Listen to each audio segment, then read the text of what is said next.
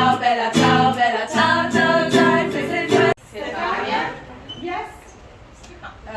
Alexander. Alexander. Okay, thank you. Okay. Carol, Stefania, Alessandra, Giulia. Julia. Okay. Yine.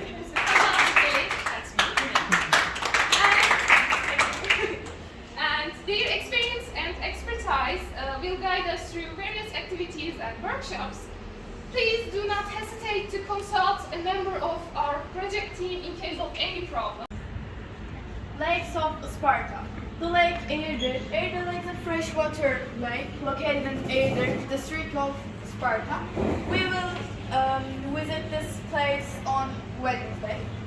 The lake Değişimleri. Eller ne derse desinler, o dilleri diyesinler.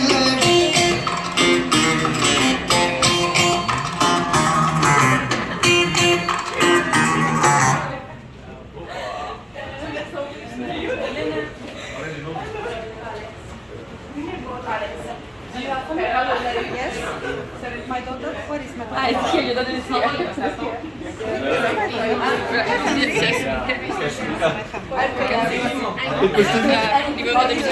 North, Turkey, Italy moved to west, and Greece moved west.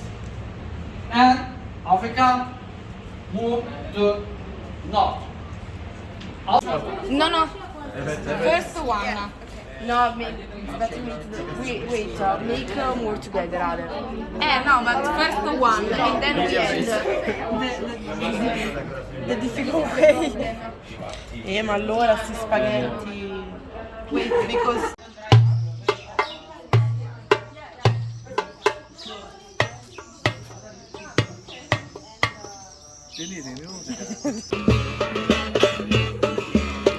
Bir anadan dünyaya gelen yolcu, bir anadan dünyaya gelen yolcu. Görünce dünyaya gönül verdin mi? Görünce dünyaya gönül verdin mi?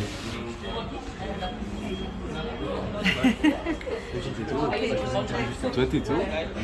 I will do 22 in 7 days. How?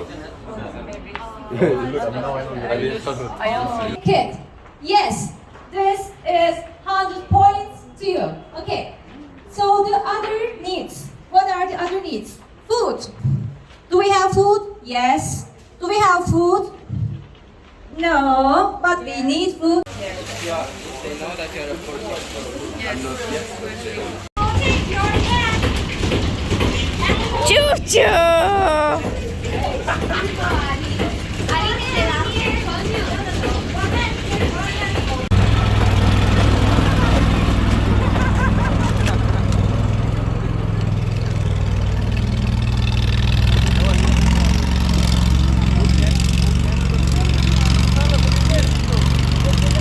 Geçiriyorduk ya, bunu yapmayacak. Don't do that. Onu şöyle geçiyor, onu no. Don't put your hands Şimdi şöyle. again. Again turn it. And now. Çek. what you say? Şuradan çekilecek öğrenciler. Sırayla yapsın ya. Not from that. Oh my. I feel put. Yes, come. Oh yeah. European Union, yay. Perfect. Look at all. No. Yes. Your arm.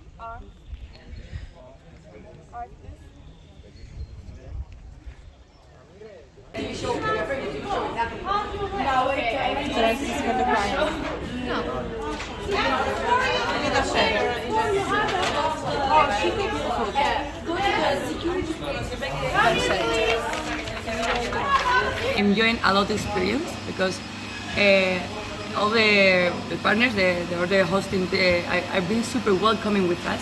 They're helping us in all the small details that we need. They are all every time and every morning with us. And also we are enjoying a lot the culture, no? Yeah, because we know I visited so many countries, but Turkey is different. You can see a different culture, different taste in the different flavors in the food. Because we have, for example, doner, shawarma, and kebabs in Spain, and nothing to do with these ones. And they are making it easy, and they give us the possibility to know them better and know their culture and what they can offer. Ho conosciuto una delle socie dell'associazione Arcipelago che mi ha proposto questa occasione e dopo averci pensato tanto, perché non è stata una scelta facile, e ho pensato che fosse una grande opportunità